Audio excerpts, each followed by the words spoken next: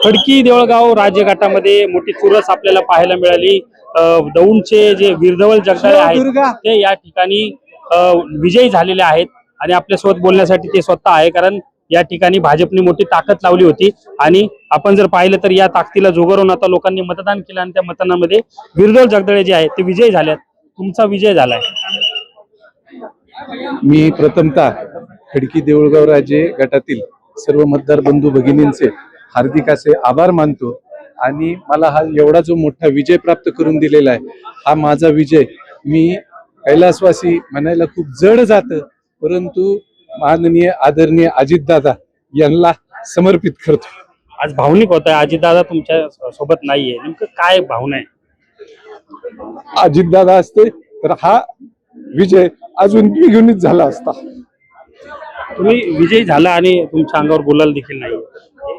काय गुलाल म्हणजे विजय तर होणारच होता, दादा असल्यामुळे, दादांचा पक्षाचा एक शिस्तबद्ध कार्यकर्ता असल्यामुळे विजय तर होणारच होता, परंतु गुलाल घेऊन असं वाटतं दादा असते तर गुलाल काय याही पेक्षा म्हणजे अजून काहीतरी वेगळं झालं असतं, परंतु आता नियतीने आमच्या नेत्यावर घाला घातलेला आहे, त्याच्यातून आम्ही सावरतोय आणि अशी अपेक्षा आहे की सर्व मतदार बंधू भगिनींनी दौंड तालुक्यातनी जो निर्णय घेतलेला आहे तो निश्चितच एक मी तर म्हणेल ही दादांना श्रद्धांजलीच वाहिलेली असं माझं मत आहे। सोबत असायचे आठवड्यातून एकदा तरी।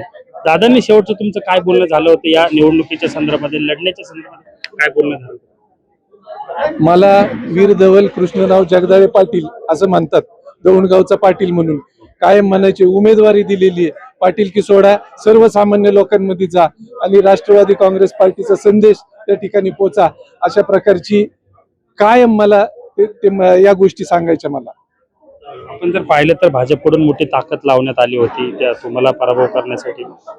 शरद पवार पक्षाचे तालुका अध्यक्ष भाजपमध्ये जाऊन त्यांनी उमेदवारी घेतली होती आणि त्यांना निवडून आणण्यासाठी आमदारांनी मोठे प्रयत्न केले होते। त्या प्रयत्नांचा आता पुढे काय? लोकांनी शेवटी एक बघितलं, दादांचं असलेलं कार्य, दादांच्या कार्यकर्त्यांचं असलेलं कार्य हे पाहिलं आणि कार्याच्या पाठीमागे लोक राहिलेले आहेत।